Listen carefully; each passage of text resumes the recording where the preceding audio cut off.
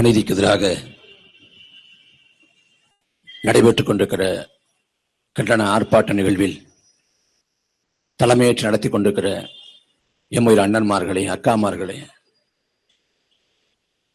கூடியிருக்கிற சான்றோர் பெருமக்களே, தாய் தமிழ் சொந்தங்களே, உங்கள் அனைவருக்கும் எமது பணிவான வணக்கம். இளைஞரின் துடிப்பும் சிந்தனையும் தான் நாட்டின் மிகப்பெரிய சொத்துக்கள் என்கிறார் அறிஞர் அண்ணா. ஆற்றல் மிக்க 100 இளைஞர்களை கொடுங்கள், நான் நாட்டை மாற்றி காட்டுகிறேன் என்கிறார் விவேகானந்தர். மாணவர்களின் கரங்களில் தான் வருங்கால இந்தியாவின் வளமை இருக்கிறது என்கிறார் ஐயா அப்துல் கலாம். அப்படி நாட்டின் எதிர்காலத்தை தீர்மானிக்கக்கூடிய தூண்கள் இளைய சமுதாயம், மாணவர் சமுதாயம். ஆனா இன்னைக்கு இளைஞர்களும் மாணவர்களும் போதையின் பிடியில ஆட்பட்டுக்கிறாங்க. தமிழ்நாடு முழுமைக்கும் வீதிக்கு வீதி டாஸ்மாக் கடைகள், வீதிக்கு வீதி கோடிக்கணக்கான இளைஞர்கள் மதுவுக்கு அடிமையா இருக்கிறாங்க. அரை நூற்றாண்டுகளாக திராவிட கட்சிகள் திமுக, அதிமுக மாறி மாறி ஆளுகிறது. ஆனால் மதுபான கடையை மூடியவில்லை, இதுவரை மூடவில்லை. அதே போல இப்போது பொறுப்பேற்றுகிற தாவேக அரசு மதுபான கடைகளை மூடுவதற்கு எந்த முயற்சியும் எடுக்கல. ஏன்னா அவங்க மது விலக்குங்கிறதே சொல்லல. ஆனால் காந்தியடிகள் மது என்பது ஒரு பழக்க வழக்கம் அல்ல, மது அருந்துவது பழக்க வழக்கம் அல்ல, அது ஒரு நோய்ங்கிறார். மது பிரியர் அல்ல, குடி நோயாளி. அப்படி தமிழ்நாட்டில் கோடிக்கணக்கான பேரு குடிக்க அடிமையாயிட்டேன். ஆனா ஆளக்கூடிய அரசுகள், கடந்த திமுக, இன்றைய தாவேகா எல்லாம் நாங்க போதையின் பிடியிலிருந்து மாணவர்களை மீட்டெடுப்போம், போதையின் பிடியிலிருந்து இளைஞர்களை மீட்டெடுப்போம். அதுவும் ஐயா ஸ்டாலின் சொன்னாங்க போதையின் பாதையில போகாதீங்க அப்படின்னு. அப்ப என்ன தள்ளி அந்த பக்கமா போகணுமான்னு கேட்டோம். இப்ப ஐயா விஜய் அவர் என்ன சொல்றாரு, போதையை விடு, விளையாட்டை எடுங்கிறார். நீ போதைன்னு எதை சொல்ல வர்ற? 717 கடையை மூடின சரி, முதலா ஆட்சிக்கு வந்த உடனே 717 கடையை மூடுறாங்க. ஐயா எடப்பாடி பழனிசாமி ஆட்சிக்கு வந்த உடனே அவர் ஒரு 500 கடையை மூடினாரு. ஐயா ஸ்டாலின் ஆட்சிக்கு வந்த உடனே அவர் ஒரு 500 கடையை மூடினாரு. அதற்கு முன்பு ஜெயலலிதா அம்மையார் ஆட்சி காலத்துல அவங்களும் 500 கடையை மூடினாங்க. எல்லாரும் 500 கடை 600 கடை 700 கடையை மூடுறாங்க. ஆனால் மதுவோட விற்பனை குறையல. 48,000 கோடி 50,000 கோடியாக மாறிக்கொண்டிருக்கிறது. ஏன்னா இந்த கடையை மூட சொல்லிட்டு வேறொரு கடையை திறந்து விட்டுறது. இதுல போதையை ஒழிப்போம்னா எப்படி ஒழிப்பீங்க? போதை பழக்கத்துக்கு எதிராக நாங்கள் விழிப்புணர்வு ஏற்படுத்துறோம். போதை பழக்கத்துக்கு எதிராக விழிப்புணர்வு ஏற்படுத்துவது யார் வேலை? எந்தவித அதிகார வலிமையும் இல்லாத அரசியல் கட்சிகள், இயக்கங்கள், அதோட வேலை விழிப்புணர்வு ஏற்படுத்துவது. அரசின் வேலை என்ன? போதைப் பொருட்கள் இல்லாத சமூகம் படைப்பது. எங்கேயுமே கஞ்சா கிடைக்காது, அபின் கிடைக்காது, குட்கா கிடைக்காது, எந்த போதை பொருளும் கிடைக்காதுன்னா அதை எப்படி பயன்படுத்துவான், எப்படி பாவிப்பான்? நீ எதுக்கு விழிப்புணர்வு ஏற்படுத்துற? போதை பொருட்களை முற்றாக ஒழிக்கும் அந்த அரசு.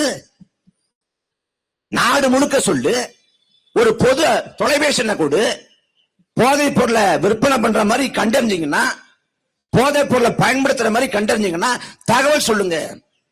நாங்க உங்களோட விவரங்களை பாதுகாப்பா வைப்போம், உங்களுக்கு தக்க சன்மானம் தருவோம்னு அறிவி. நாடு முழுக்க ஒரு பொது அறிவிப்பு, போதை பொருள் விற்பனை தொடர்பாக செய்தி தெரிந்தால் தகவல் சொல்லலாம்னு அறிவி. போர்க்கால அடிப்படையில நாடு முழுக்க படைகளை உருவாக்கு, கண்காணிப்பு படை, உளவு படை போல உருவாக்கு. எங்க போதை பொருள் உழவுது, எங்க தடுக்கப்படுது, எங்க எடுக்கப்படுது, எல்லாத்தையும் கண்டறி. எதையுமே செய்யாம மராத்தான்ல ஓடுவாராம், போதையை விடு, விளையாட்டு எடும்பாரம், போதை ஒளிஞ்சிருமா. யாரை ஏமாத்த இந்த வேலை? ஏன் போதையை ஒழிக்க மாட்டான்னா, போதையை போட்டவன் சட்டமன்றத்தில் உட்கார்ந்திருக்கான். IPL கிரிக்கெட் போட்டி பார்க்க போறாரு ஒருத்தர், கில்லி சரத்து. பார்க்க போயிட்டு அங்க விளையாட்டு போயிட்டு இருக்குது. இங்க பார்த்தா பொடியை நுணுக்கிட்டு இருக்கிறாரு. அதை எடுத்து காணொலியா எடுத்து இன்ஸ்டாகிராம்ல போடுறாரு. இப்ப அது கேள்வி ஆன உடனே, அதாவதுங்க, நான் போதை பொருள் நான் நுணுக்கல, குழந்தைக்கு காய்ச்சல் கேட்ட உடனே படுதி வச்சு போயிட்டேன். அதனால மாத்திரைய பொடி பொடியா நுணுக்கி குழந்தைக்கு கொடுத்தேன். அந்த காணொலியில குழந்தையவே காணுமே, அந்த குழந்தைய நான் தாங்க. எவ்வளவு பெரிய கேடு கட்ட நிலைமை. ஊருக்கே தெரியுங்க அவன் போதையே போட்டிருக்கான்னு தெரியுது. இப்ப நேற்று பாக்குறேன் சட்டமன்றத்தில் பேசுறாரு அந்த அமைச்சர். இந்தியாவோட கடந்த அடைக்க அற்புதமான யோசனை. என்ன யோசனை? விஜயோட சாதனையை பாராட்டுறாங்கல்ல, சேவையை பாராட்டுறாங்கல்ல, சேவையை பாராட்டுறவங்களுக்கெல்லாம் சேவை வரி போட்டா இந்தியாவோட கடனையை அடைச்சிடலாமா? தமிழ்நாட்டிலே வரி போட்டு தமிழ்நாட்டுக்கு அடைச்சு முடிச்சு விடுங்களேன். ஏன் இந்த பிரச்சனை? ஒரு பக்கம் போதைப் பொருளை பயன்படுத்தியவர் சட்டமன்றத்தில் இருக்காரு, இன்னொருத்தர் போதைப் பொருளை பயன்படுத்துவதற்கு அனுமதி கொடுத்தவர் விஜயபாஸ்கர், அவர் அங்கதான் இருக்காரு. ஆனா இவங்க போதைப் பொருட்களை இல்லாம ஒழிப்பாங்களாம். எவ்வளவு கொடுமை பாருங்க. 19 வயசு பிள்ளை அமுதன் அந்த தம்பி, கள்ளக்குறிச்சியை சேர்ந்த ஒரு எளிய பின்புலம் கொண்ட கல்வியின் வாசனை அறியாத ஒரு தலைமுறையிலிருந்து வந்த பிள்ளை, முதல் தலைமுறை பட்டதாரியா உருவான பிள்ளை. அவன் அந்த ரெட்டியார்பாளையம் காவல் நிலையத்தில் தகவல் சொல்றான். யார் யார் போதைப் பொருட்களை பயன்படுத்துறான், யார் யார் போதைப் பொருட்களை விற்பனை பண்றான்னு அவன் தகவல் சொல்றான். அவன் தகவல் சொன்ன காரணத்துக்காகவே அவன் கொலை செய்யப்படுறான். அதுவும் ராஜ்மோகன் இருக்கார்ல, நம்ம அன்பிற்குரிய அண்ணன் ராஜ்மோகன், மனசாட்சியை தொலைச்சு விட்டு அப்படி அமைச்சர் பதவி என்ன சாதிக்க போறீங்க? இப்படி ஒரு பொழப்பா? அவர் சொல்றாரு கோஷ்டி பூசல். மாணவர்கள் இருக்கிறாங்க 40 பேரு, சரிவாதே 20 பேரு, 20 பேர் பிரிஞ்சு சண்டை போட்டுக்கிறான். இல்ல 20 பேரு ஒரு 10 பேரு 10 பேரு பிரிஞ்சு சண்டை போட்டுக்கிறான், அது கோஷ்டி பூசல். ஆனா 20 பேர் சேர்ந்து ஒருத்தனை தாக்குறான் கொள்றான்னா அது எப்படி கோஷ்டி பூசலா இருக்கும்? 20 பேர்ல ஒருத்தனு கூட ஐயோ பாவமே அவன் தாக்கப்படுறானுங்க என்ன ஏன் பிறக்கல எவனும் சாதாரணமா இல்ல. எல்லாம் போதை, கஞ்சா போதை. அந்த கஞ்சா போதையை போட்டுட்டு ஒரு 19 வயசு பிள்ளைய அடிச்சே கொண்டுட்டேன். இத அந்த அந்த கல்லூரி நிர்வாகம் மூடி மறைக்குது. தம்பி கூட சொன்னாரு, அங்க ஆணுரை இருக்குது, அங்க கஞ்சா பொட்டலம் இருக்குது, நீ மாணவர் விடுதி நடத்துறியா விபச்சார விடுதி நடத்துறியா? உன் கல்லூரி நிர்வாகம் ஒரு மாணவனை இழந்த பிறகு என்ன மாதிரி பதில் சொல்லுது? பாதிக்கப்பட்டவனை குற்றவாளியா சித்தரிக்கிற. அவன் இறந்து போயிட்டான், ஒரே பிள்ளை இழந்து தாய் தந்தையர் தவிக்கிறாங்க. அந்த தாய் தந்தையர் இன்னும் 40 ஆண்டு காலம் வாழணும்னா எந்த பிடிமானத்துல வாழ்வாங்க? எந்த பிடிமானத்துல, எந்த நம்பிக்கையில வாழ்வாங்க? இனிமே வாழ்க்கை என்ன இருக்கு? ஒரே மகன், அந்த மகனுக்காக வாயை கட்டி வயத்தை கட்டி ஒருவேளை ஒழுங்கா சாப்பிடாம சிறுக பணத்தை சேகரிச்சு ஒரு பெரிய பொறியியல் கல்விக்கு கொண்டு போனோம்னா அவனை படிக்க வச்சோம்னா பெரிய ஆளாயிருவான். நம்ம தலைமுறை தழைச்சிரும், நம்ம வாழ்வு செழிச்சிரும் நம்பிக்கையோடு கள்ளக்குறிச்சியில இருந்து கோயம்புத்தூருக்கு அனுப்பி வச்சா அவன் நல்ல பிள்ளையா போதைப் பொருட்களை பயன்படுத்த உங்க வார்த்தை சொல்லிட்டான். அதுக்கு 20 பேர் அடிச்சு கொள்றான்னா அதை இந்த சமூகம் பாதிக்கப்பட்டவனை குற்றவாளி ஆக்கி அவன் தான் தப்பு பண்ணான்னு அவன் மேலே தூக்கி பழிய போடுறதா எந்த விதத்துல நியாயம்? எந்த விதத்துல நியாயம்? அதே போல திருவற்றியூர்ல தனுஷ்னு ஒரு தம்பி, பள்ளிக்கூடம் படிக்கிற தம்பி, அவனும் அங்க கஞ்சா போன்ற போதைப் பொருட்களின் புழக்கத்தை பத்தி தகவல் சொல்றான். அவன் தகவல் சொன்னதற்காக அவனும் கொலை செய்யப்படுறான். என்ன நிலைமைன்னா, இந்த இடத்துல கஞ்சா விற்கப்படுது, இந்த இடத்துல அபிநயிக்கப்படுதுன்னு காவல்துறைக்கு கூப்பிட்டு தகவல் சொன்னா, காவல்துறை கூப்பிட்டு தகவல் சொன்னா இந்த இடத்துல நிற்கிறான்னு சொல்லுது. இதான் பிரச்சனை. அப்ப எப்படி சொல்லுவான்? நான் ரியல் தாய் மாமே, நான் ரியல் தாய். எங்க போன அவரு கோட் சூட்டை போட்டுக்கிட்டு ஒய்யாரமா உட்கார்ந்துருக்காரு. யார் வீட்டுல இளவு விழுந்தான்னு, எவன் செத்தான்னு, எக்கடி போட்டு போனான்னு எதை பத்தியும் கவலை இல்ல, ஒரு கவலையும் இல்ல. சந்து சிரிச்சு போயிருக்குது நாடு. வடநாட்டை பார்த்து தமிழ்நாடு கேலி பண்ணுச்சு, தமிழ்நாட பார்த்து வடநாடு மட்டுமில்ல ஒட்டுமொத்த இந்தியா கேள்வி பண்ணுது. ஏன்னா தமிழ்நாடுனா அப்படி நீங்க இப்படி நீங்க அறிவு நீங்க தன்மானம் நீங்க பகுத்தறிவு நீங்க சுயமரியாதை நீங்க தமிழ்நாட்டை பத்தி என்னமோ சொன்னீங்க. ஒரு நடிகங்கால விழுந்துட்டீங்களான்னு காலி துப்புறேன். கொடுமை. நாடு முழுக்க சுதந்திர நாள் கொண்டாடுறாங்க. நாடு விடுதலை பெற்று விட்டதுன்ட்டு அடிமை இந்தியாவில் ஜாலியன் வாலாபாக்களை சுட்டு கொன்னா அன்னைக்கு தாக்குனா அந்த கொடுமைகள் இருந்து விடுபட்டுட்டோம்னு நாடு கொண்டாடப்படுது சுதந்திர நாள். அந்த சுதந்திர நாள் கொண்டாடப்படுற வேளையில கர்நாடக காட்டுக்குள்ள 3 தமிழன் கொலை செய்யப்படுறேன். அதுக்கு என்ன சொல்லுது கர்நாடக அரசு? அவன் மான் வேட்டையாட வந்தான். மான் வேட்டையாட வந்தான். நாங்க கண்டுபிடிச்சிட்டோம். நாங்க பிடிச்ச உடனே அவங்க துப்பாக்கி எடுத்து சுட பார்த்தாங்க. நாங்க தற்காப்புக்காக ஒரு வழி இல்லாம நாங்க திரும்ப சுட்டோம்ங்கிறேன். காலங்காலமா என்கவுண்டர் பண்றப்ப என்ன கதை சொல்றானோ வரி மாறாம அதே கதையை சொல்றேன். ஆனால் நடந்தது 14ஆம் தேதி. 14ஆம் தேதி அவங்க வளர்க்கக்கூடிய மாடுகள் காணாம போகுது. அந்த மாடுகளை தேடி, மேய்ச்சலுக்கு போன மாடுகள் தேடி காட்டுக்குள்ள போறாங்க. காட்டுக்குள்ள போறப்ப மாட்டை பிடிக்க முடியல. மாடு சிங்கத்திட்டயோ புலிட்டையோ மாட்டிடக்கூடாதுன்ட்டு அவங்க தேடி போறாங்க. மாட்டை பிடிக்க முடியல. தேடி தேடி களைச்சு போய் ஒரு பாறையில படுத்துறாங்க. அவங்கள பிடிச்சு இந்த வனத்துறை சுட்டு கொள்ளுது.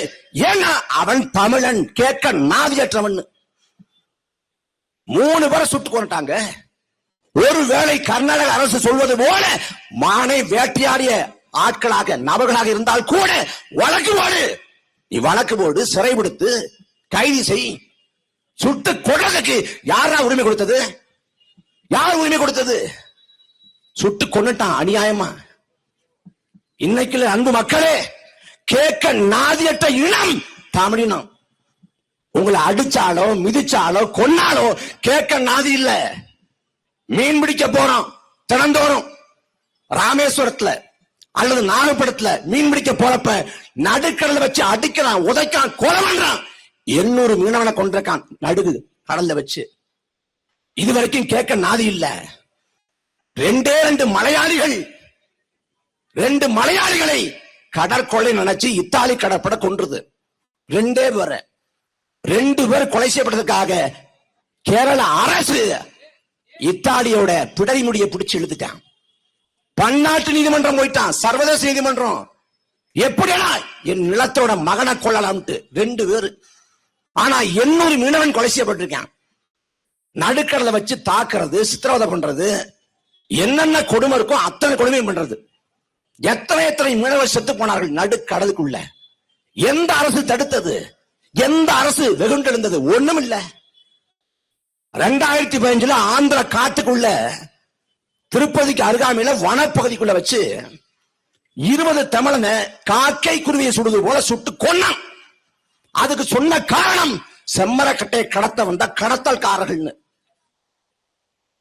ஆனா கடைசி அந்த புகைப்படத்தை பாக்குறப்ப அந்த கொலை செய்யப்பட்ட தமிழர்களோட கால்கள்ல எண்கள் போடப்பட்டிருக்கு. 1, 2, 3, 4. ஏன்னா ஏற்கனவே கொன்னுட்டு பிணவர்களை கொண்டு அடுக்கி வச்சுட்டு திரும்ப கொண்டாந்து அங்க போடுறேன். இப்ப இந்த 3 பேர் கொலை செய்யப்பட்டாங்கல்ல, அவங்க உடைமைகள்னு காட்டப்படுது. அதுல பார்த்தா ஒரு புது ரப்பர் செருப்பு இருக்கு. புது ரப்பர் செருப்பு. ஏன்னா இது திட்டமிடப்பட்ட படுகொலை. அதுவும் தமிழங்கிற காரணத்துக்காக நிகழ்த்தப்பட்ட இனப்படுகொலை. காவிரியில தண்ணி கட்டு போராடுகிற போதெல்லாம் கர்நாடகை வாழக்கூடிய தமிழ்னா அடிச்சு உழப்பான். நடக்குது இல்ல. 91 காவிரி நடுவமன்றம் இடைக்கால தீர்ப்பை அமல்படுத்த சொல்லி தமிழ்நாட்டில் போராட்டம் அடித்த போது கர்நாடகை வாழ்ந்த தமிழர்களை துரத்தி அடித்தான். 100கணக்கான தமிழர்களை கொண்டு குவிச்சான். பல்லாயிரக்கணக்கான தமிழர்களை மூட்டை முடிச்சை கட்டிக்கொண்டு தமிழ்நாட்டுக்கு விரட்டி விட்டான்.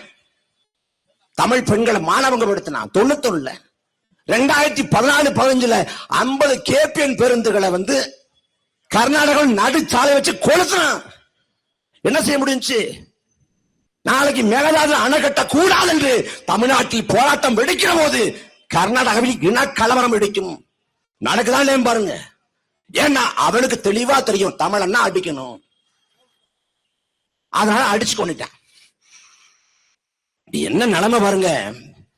3 தமிழர்கள் கொலை செய்யப்பட்டிருக்காங்க. கர்நாடக வனப்பகுதியில தமிழ்நாட்டை பூர்வீகமாக கொண்டவங்க மேட்டூர் அணை கட்டப்படுற வேளையில அன்னைக்கு வீடுகளை இழந்து வாழ்விடத்தை இழந்து புலம்பெயர்ந்து எல்லை பகுதிக்கு போனவங்க தான் அவங்க. தமிழ்நாட்டை பூர்வீகமாக கொண்ட தமிழர்கள் தான் அவங்க கொலை செய்யப்படுறாங்க. தமிழ்நாட்டு மக்களால் தேர்வு செய்யப்பட்ட அரசு என்ன பண்ணுது?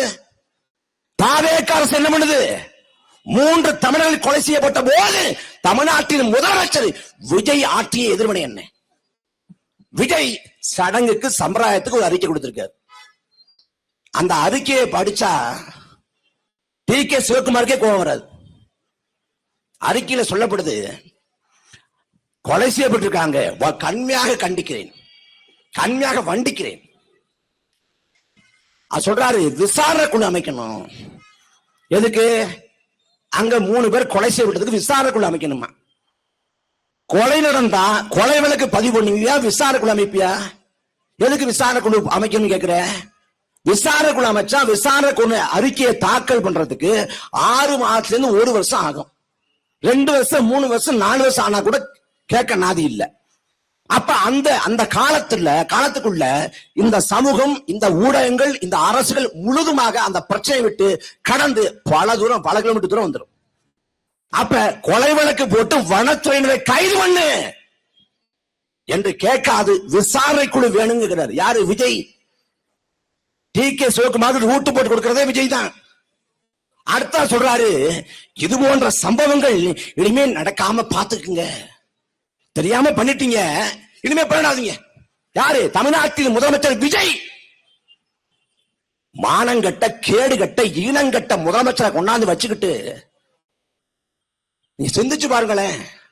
தம்பி பேரறிவாளன் குறிப்பிட்டு சொன்னது போல 2023 மார்ச் மாசம் பீகார் சட்டமன்றத்தில் பாஜக ஒரு குரலை எழுப்புது. தமிழ்நாட்டுக்கு வரக்கூடிய பீகாரிகள் தாக்கப்படுறாங்க, கழுத்தை நினைச்சு கொலை செய்யப்படுறாங்க, அவங்க அச்சுறுத்தப்படுறாங்க, அவங்க பாதுகாப்பா வாழல. அப்ப தமிழ்நாட்டில் பீகாரிகள் கொலை செய்யப்படுறப்ப பீகாரில் முதலமைச்சர் இருக்கக்கூடிய நிதிஷ்குமார் வேடிக்கை பார்க்கிறாரு. அப்படின்னு பாஜக எதிர்கட்சியான பாஜக பீகார் சட்டமன்றத்தில் குரல் எழுப்புறான். ஒரு அமளி துமளி ஆகி பெரும் கூச்சலாகி நிதிஷ்குமார ராஜினாமா பண்ணிட்டு போங்கிறான். ஒரு கட்டத்தில் ஒரு ஒருமித்த முடிவுக்கு வர்றாங்க. தமிழ்நாட்டுக்கு கூட்டுக்குழு அனுப்பணும் அப்படிங்கிற முடிவுக்கு வர்றாங்க. கூட்டுக்குழு அனுப்பணுங்கிற முடிவெடுத்து 4 பேர் கொண்ட குழு தமிழ்நாட்டுக்கு வருது, பீகார்ல இருந்து வருது. ஆனா தமிழ்நாட்டில் பீகார்கள் கொலை செய்யப்பட்டாங்களான்னா இல்ல, அது அப்பட்டமான பச்சை பொய். அது ஒரு வதந்தி, ஒரு புரளி, ஒரு பொய். ஆனால் பொய் செய்திக்கு கூட்டுக்குழுவை பீகார்ல இருந்து தமிழ்நாட்டுக்கு அனுப்புறான். அனுப்புன உடனே தமிழ்நாடு அரசு என்ன பண்ணுது? இங்க கோயம்புத்தூர், சென்னை, திருப்பூர் போன்ற தொழில் நகரங்களுக்கு போய் அங்க இருக்கக்கூடிய பீகார் தொழிலாளர்களை பார்த்து இந்தியில துண்டறிக்கை கொடுக்குது. யாரு? காவல்துறை, மாவட்ட ஆட்சியர்கள்லாம் இந்தியில துண்டறிக்கை கொடுத்து விழிப்புணர்வு ஏற்படுத்துறாங்க. ஒரு பொது தொலைபேசி எண் கொடுத்து உங்களுக்கு ஏதாவது பிரச்சனைனா தொடர்பு கொள்ளுங்க அப்படின்னு பீகார்காரர்களுக்கு கொடுக்குறாங்க. அது மட்டும் இல்லாம பீகார்காரர்களை வச்சு வேலை வாங்குறாங்க பாருங்க. இங்க இருக்கக்கூடிய முதலாளிகள் அவங்களோட அவசரமா கூட்டம் போடுறாங்க. அடுத்ததாக அன்றைக்கு முதலமைச்சராக இருந்த ஐயா ஸ்டாலின் உடனடியா சொல்றாரு, பீகார் தொழிலாளர்கள் தமிழ்நாட்டோட வளர்ச்சியில முக்கிய பங்காற்றுறாங்க, அவங்களோட பாதுகாப்பு முக்கியமானது, இங்க அங்க எந்த தீங்கு வராங்க பாத்துக்கிட்டு இருக்க மாட்டோம் அப்படின்னு சொல்லி பேசுறாரு. அதுக்கு ஒரு நிதிஷ்குமாருக்கு தொலைபேசியில கூப்பிட்டு இங்க பீகார்காரங்க பாதுகாப்பா இருக்காங்கிற உத்தரவாதத்தை தொலைபேசியே கொடுக்கிறாரு.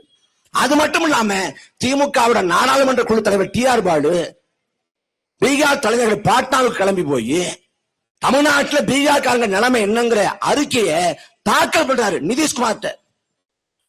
ஒரே ஒரு வதந்திங்க, தமிழ்நாட்டில் ஒரு பீகார்காரன் கொலை செய்யப்பட்டாலும் ஒரு வதந்தி, ஒரு வதந்திக்கு சட்டமன்றம் குலுங்குது. நிதிஷ்குமார பதவி விலகி போங்கிறான். அங்கேருந்து கூட்டுக்குழு வருது. ஒட்டுமொத்த தமிழ்நாடு முழுக்க அரசு எந்திரம் பீகார் தொழிலாளர்களுக்காக வேலை செய்யுது. ஒரே ஒருத்தன் கொலை செய்யப்பட்டான்னு ஒரு வதந்திக்கு.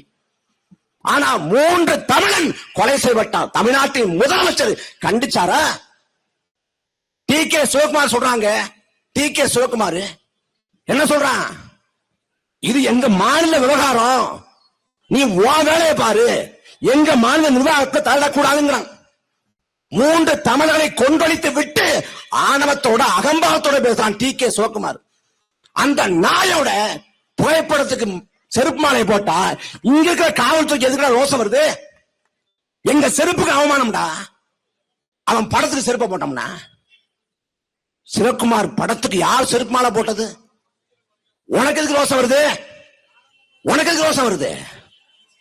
அவன் சொல்றாங்க தமிழ்நாடு தலையிடக்கூடாது, தமிழ்நாடு இதை பத்தி பேசக்கூடாதுங்கிறான். தமிழ்நாட்டின் முதலமைச்சர் விஜய் வெகுண்டு எழுதுமா எழுதக்கூடாது. ஏன் வாய் திறக்கல? டி.கே. சிவகுமார் ஏன் கண்டிக்கல? காவிரி சிக்கலை பேச்சுவார்த்தை மூலமாக தீர்க்க முடியாதுன்னு சொல்றோம். இல்ல, நான் பேச்சுவார்த்தை மூலமா தான் தீர்ப்பேன், நான் கிளம்பி போவேன் கர்நாடகாவுக்குங்கிறீங்க. இதை நீங்க பேச்சுவார்த்தை மூலம் பேசலாம்.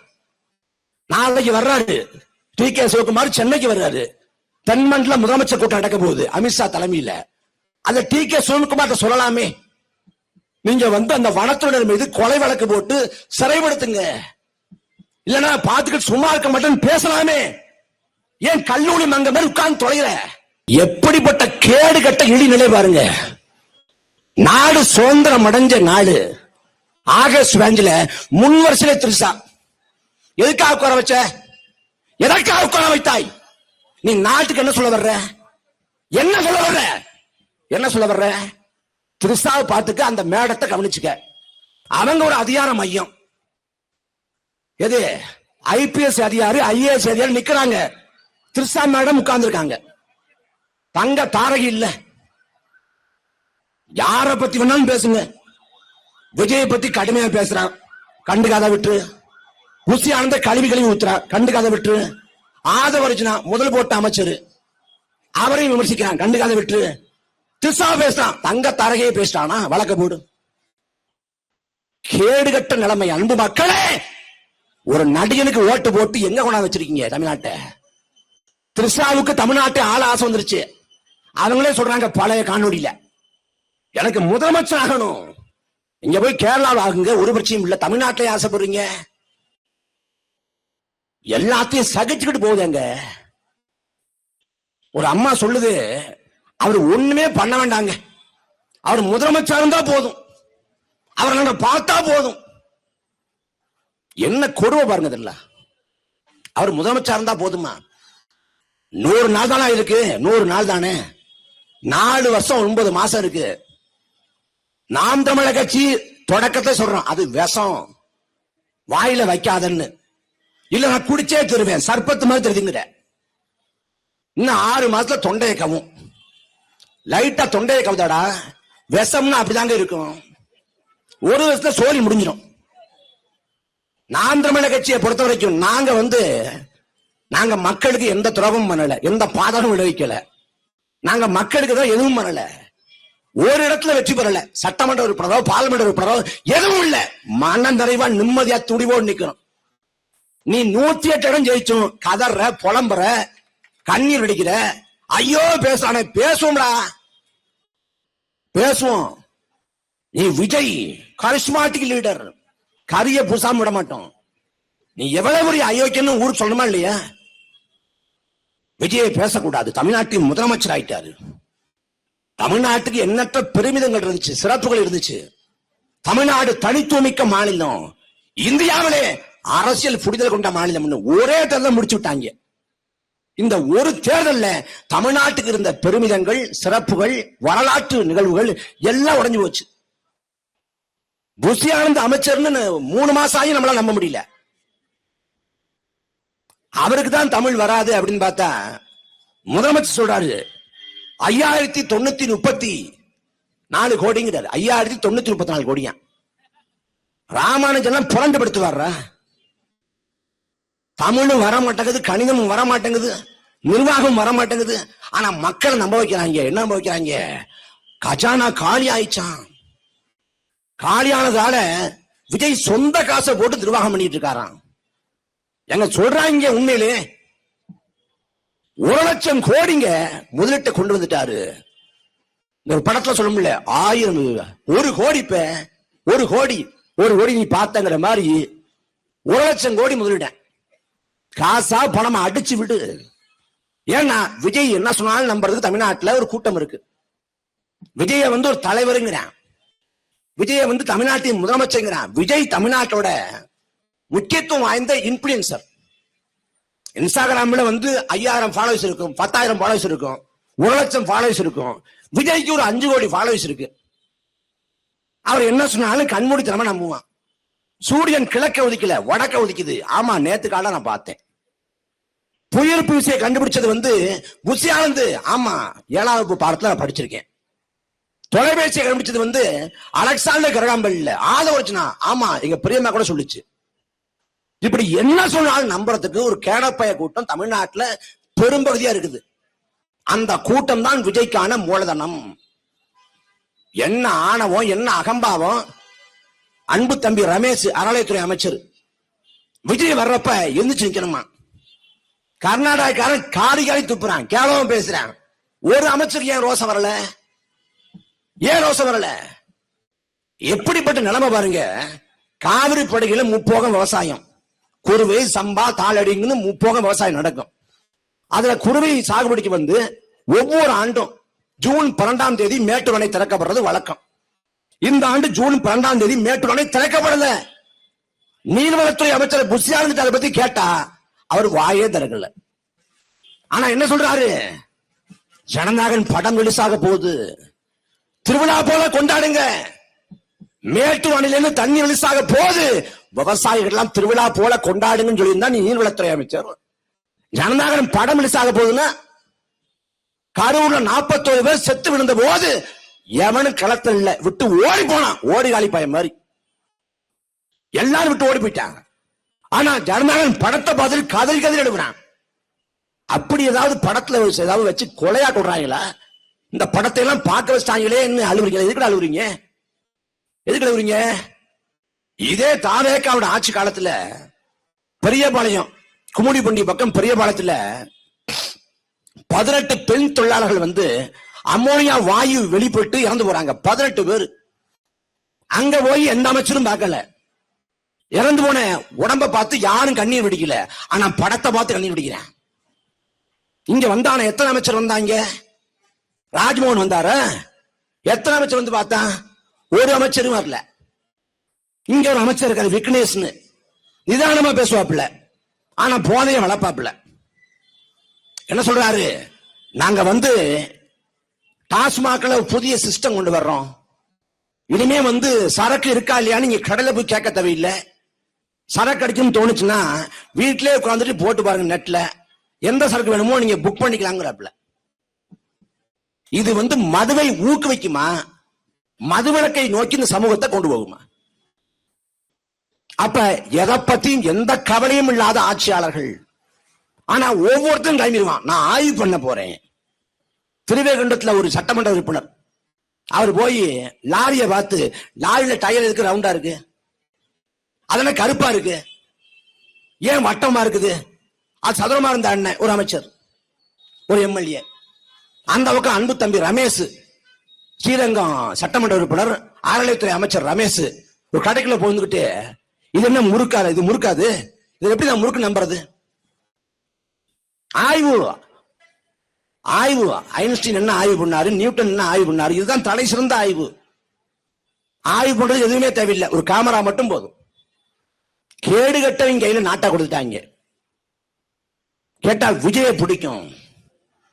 ஒரு நடிகனை வந்து நல்லா நடிச்சிருக்காருன்னு கொண்டாடலாம். நடிச்சிருக்காரு நாட்டத்துக்கு கொடுக்கிற பேரவளம் இங்கதான் நடக்குது. ஆந்திராவில் திரைக்கவர்ச்சி அதிகம். ஆந்திராவில் அங்க என்.டி. ராமராவுக்கு ஆட்சியை கொடுத்தான் குறுகிய காலத்துல, 8 ஆண்டு காலத்துல. ஆனா ஆந்திராவை சேர்ந்த பவன் கல்யாண் விமர்சிக்கிறாரு தமிழ்நாட்டை பார்த்து. ஏன்னா அப்படி ஆகி போச்சு. எங்க தேர்தல் காலத்துல கூட உழைப்பை போடாத ஒரு கூட்டத்துல கொண்ட அதிகாரத்தை கொடுத்துட்டீங்க. தேர்தல் காலத்துல கூட நரேந்திர மோடி மீது, அமித்ஷா மீது 1000 விமர்சனம் இருக்கிறது. 100 விழுக்காடு நாங்க எதுக்குறோம். ஆனா அமித்ஷாவும் நரேந்திர மோடியும் தேர்தல் காலம்னா அவன் நம்புகிற கோட்பாட்டை பரப்புறான். நாடு முழுக்க பரப்ப போறாங்க. தேர்தல் பாதை இல்லாத திராவிட கழக தலைவர் வீரமணி வந்து தொடர்ச்சியாக 10 நாட்கள் பரப்புரை செய்றாரு தான் நம்புகிற கோட்பாட்டை. ஆனா தேர்தல் காலத்துல பரப்புரைக்கே வராம படுத்து கிடந்த கூட்டத்தை கொண்ட அதிகாரத்தை கொடுத்துட்டீங்க. சட்டமன்ற உறுப்பினர், அமைச்சர்னு யார் யாரும் ஆயிட்டான். சாமானிய மக்கள் அதிகாரத்துக்கு போகலாம், ஆனா நோக்கமற்றம் போக கூடாது. நீ சிந்திச்சு பாருங்களேன். நல்ல கண்ணுங்கிற மகத்தான தலைவன் நம்மோடு வாழ்ந்து மறைந்தார். நம்ம சமகாலத்துல அடிமை இந்தியாவில் வெள்ளைக்கார ஆட்சி காலத்துல பிறந்தவர். நாட்டின் விடுதலைக்காக பாடுபட்டாரு, தலைமறை வாழ்க்கை வாழ்ந்தாரு, போரிட்டாரு. வெள்ளைக்காரன் அவரை சிறைபிடித்து தலையிலாக கட்டி தொங்க விட்டு மீச முடிய சுருட்ட வச்சு பொசுக்கினான். 7 ஆண்டு காலம் 8 ஆண்டு காலம் சிறையிலே கிடந்து வாழ்நாள் நல்ல கண்ணு. நாடு விடுதலை பெற்ற பிறகு பொதுவுடைமை தத்துவத்தை ஏற்றுக்கொண்டு எல்லோருக்கும் எல்லாம் கிடைக்க வேண்டும் என்ற உயரிய கோட்பாட்டை வரித்துக் கொண்டு தன் வாழ்நாள் முழுமைக்கும் எளிமையாக, நேர்மையாக, உண்மையாக போராடினார். அந்த ஐயா நல்லக்கண்ணு இதே கோயம்புத்தூர் உட்பட 3 முறை தேர்தல் காலத்தில் போட்டி போட்டார். ஆனால் 3 முறையும் நல்லக்கண்ணுங்கிற மகத்தான தலைவன் தோற்று போனார். நல்லக்கண்ணுங்கிற மகத்தான தலைவனுக்கு கிடைக்காத மக்கள் பிரதிங்கிற பெரு வாய்ப்பு கண்ட புறம்போக்குக்கும் பரதேசியும் கிடைச்சிருச்சு. தன் வாழ்நாள் முழுமைக்கும் மக்களுக்காக கொடுத்துட்டு போன ஐயா நல்லக்கண்ணு இறந்த பிறகு, நான் அந்த சமூகத்துக்காக இவ்வளவு உழைச்சிருக்கேன், இவ்வளவு பாடுபட்டு இருக்கேன், எனக்கு மெரினா கடற்கரையில நீங்க கல்லறை நிறுவுங்க, ஒரு பெரிய மணிமண்டபம் கட்டுங்க, நினைவாலயம் கட்டி எழுப்புங்க அப்படின்னு சொல்லல. என் உடலை அடக்கம் பண்ண வேண்டாம், நான் ஒரு துண்டு நிலத்தை கூட ஆக்கிரமிக்க விரும்பல, மருத்துவ மாணவர்களின் ஆய்வுக்கு என் உடம்ப தர்றேன், அவங்கள்ட்ட ஒப்படைச்சுக்கன்னு சொல்லிட்டு போனாரு. கல்லறை இல்லாத செத்து போனான். இறந்தவரைக்கும் தன் உடலை கொடையாக கொடுத்துட்டு போன பெரும் தலைவன் ஐயா நல்லக்கண்ணு. அந்த நல்லக்கண்ணு கிடைக்காத வாய்ப்பு கண்ட நாதாரிகளுக்கு போயிடுச்சு. அதற்கான விளைவை நாடு அனுபவிக்கும், மக்களும் அனுபவிப்பாங்க. நீ சிந்திச்சு பாருங்களேன். இந்த நாட்டில் தேசிய கட்சிகளோட ஆட்சியை வீழ்த்தி ஒரு மாநில கட்சி ஆட்சியை பிடித்ததுன்னா அது அண்ணா தலைமையிலான திமுக தான். 1967 காங்கிரஸை வீழ்த்தி அண்ணா ஆட்சியை பிடிக்கிறாரு. அண்ணா முதலமைச்சராக பதவியேற்க போறாரு. அண்ணா முதலமைச்சராக பதவியேற்க போறப்ப கார்ல ஏற போறாரு. அண்ணாவோட மனைவி ராணி தூரத்துல காத்து கிடக்குறாங்க. தன் கணவர் தன்னையும் கூட்டு போவாரு, அவரு முதலமைச்சரா பதவியேற்கிறத நாம பார்க்கலான்ட்டு. அண்ணா கூட்டு போகல, கார்ல ஏறுறாரு. தொண்டர்கள் சொல்றாங்க, அண்ணியும் கூட்டு போகலாம்ல, நீங்க முதலமைச்சர் பார்க்கணுங்கிற ஆசை அவங்களுக்கு இருக்காதான்னு. தாயின் முளைப்பாலோடு வீரம் உண்டது தமிழ்நாடுன்னு. அந்த தமிழ்நாட்டுக்கு இன்னைக்கு யார் அதிகார மையம்? திருசா. இதை விட தமிழ்நாட்டை, தமிழர்களை, தமிழ் தேசனத்தை இழிவுபடுத்த எதுவுமே கிடையாது. கேவலத்திலும் கேவலம். அவங்க வந்தால் நாங்க அவங்களுக்கு ஓட்டு போடுவோங்கிற ஒரு கூட்டம். எங்க போய் சொல்லி தொலைக்கிறது இந்த கருமங்களை? நம்மளை அடிச்சா கேட்க நாதி இல்ல. திமுக ஆட்சி காலத்துல போராடணும், அதிமுக ஆட்சி காலத்துல போராடணும், தாவேக ஆட்சி காலத்தையும் போராடுறோம். ஏன்னா அதிகாரம் மக்களுக்கானதான் இல்ல, அதனால மக்களுக்காக போராட வேண்டிய நிலை இருக்குது. இதுல திமுக அதிமுகவுக்கு பிரச்சனை தெரியும், பிரச்சனையோட நீள அகலம் தெரியும், நிறை குறை தெரியும். ஆனா அவன் நாம வைக்கிற கோரிக்கைக்கு செவி சாய்க்க மாட்டான். ஆனா தாவேகாவுக்கு பிரச்சனையே தெரியாது. காவிரின்னா யார் அந்த பொம்பளைன்னு கேட்பான். அவ்வளவுதான் அரசியல் புரிதல். எப்படி பாருங்க, காவிரியில தண்ணி வரல அப்படின்னு விவசாயிகள் போராடுறாங்க, மேகதாதுல அணை கட்ட கூடாதுன்னு போராடுறாங்க.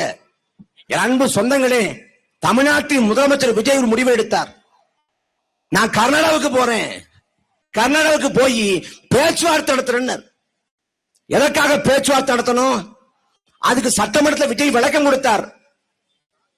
எந்தெந்த பிரச்சனையோ பேச்சு தீர்க்கிறாங்க, 2 நாட்டுக்கிடையே இருக்கக்கூடிய பிரச்சனை கூட பேச்சு தீர்க்க முடியறப்ப இந்த பிரச்சனையை பேசி தீர்க்க முடியாதான்னு கேட்டார்.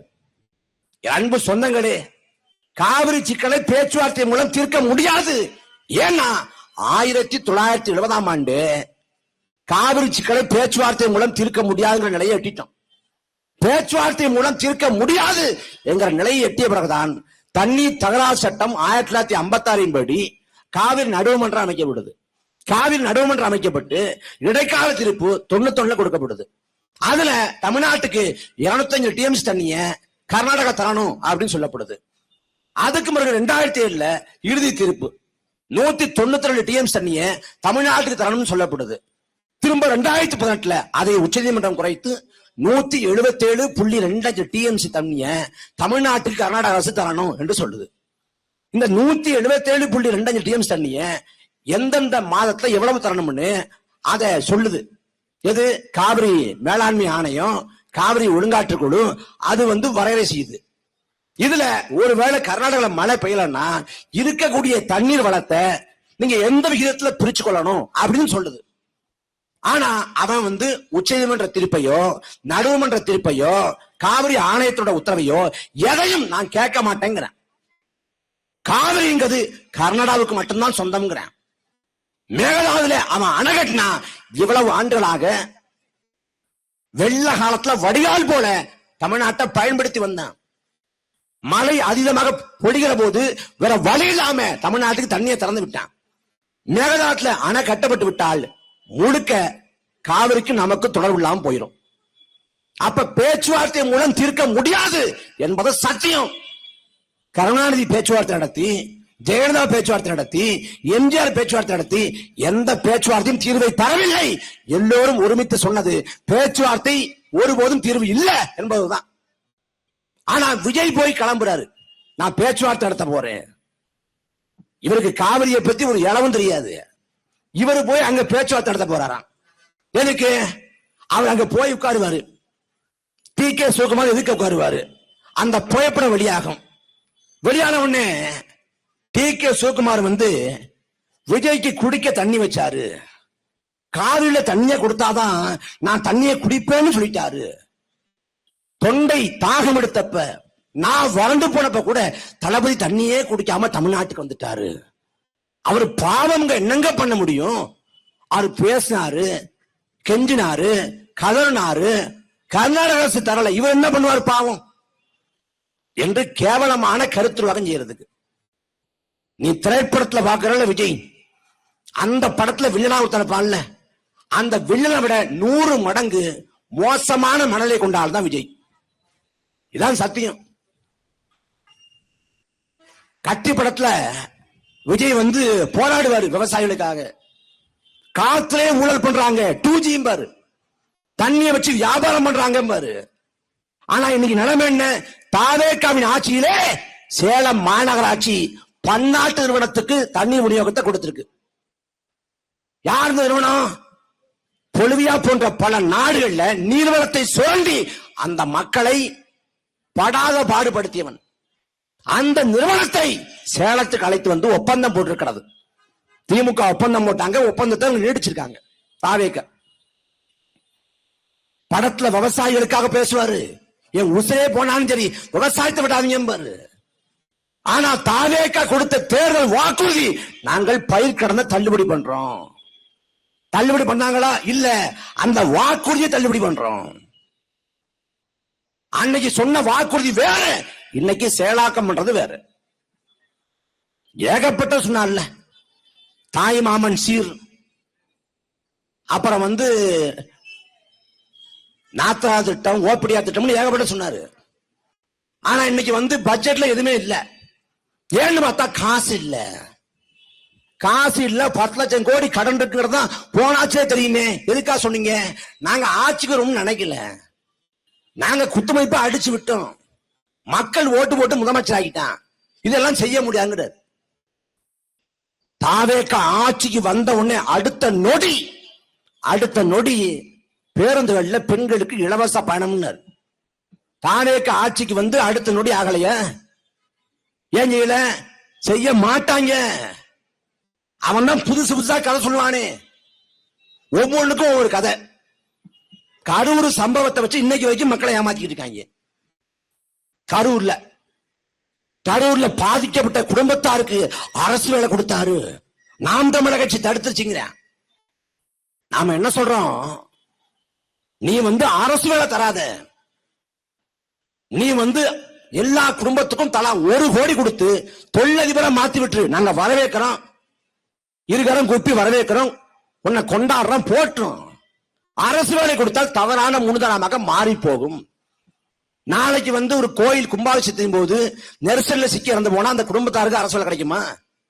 நாளைக்கு திமுக கூட்டத்துல, அதிமுக கூட்டத்துல, பாஜக கூட்டத்துல யாராவது இறந்து போனா, கட்சி கூட்டத்துக்கு போய் இறந்து போன அந்த குடும்பத்தாருக்கு அரசு வேலை கிடைக்குமா? கிடைக்காது. அப்ப இதையும் செய்யாது. அது அதிகார முறைகேடு என்று சொல்றோம். இல்ல, நீங்க பாதிக்கப்பட்டவங்க பயத்துல அடிக்கிறீங்க. நான் என்ன நினைக்கிறேன், பாதிக்கப்பட்ட குடும்பம் அப்படின்னு சொல்றாங்கல்ல, 41 பேர் இறந்து போனாங்க, நமக்கு தெரியும். அதே போல அந்த நெரிசல்ல சிக்கிக்கொண்டு காயம்பட்டவங்க மட்டும் 104 பேர், ஒருத்தர் 2 பேர்ல 104 பேர். அந்த 104 பேருக்கும் நாங்க தலா 2 லட்சம் தர்றோம்னு தாவேகா சார்பாக அறிவிக்கப்பட்டது. அடுத்த மாசம் வந்தா கரூர் சம்பவம் நடந்து ஓராண்டாக போகுது. 2 லட்சம் தருவதாக சொன்ன விஜய் இந்த நொடி வரைக்கும் 1 ரூபா காசு தரல. ஏன் தரல? ஏன்னா அவங்களுக்கு காசு கொடுத்தா அது செய்தி இல்ல, அது வாத பொருள் இல்ல.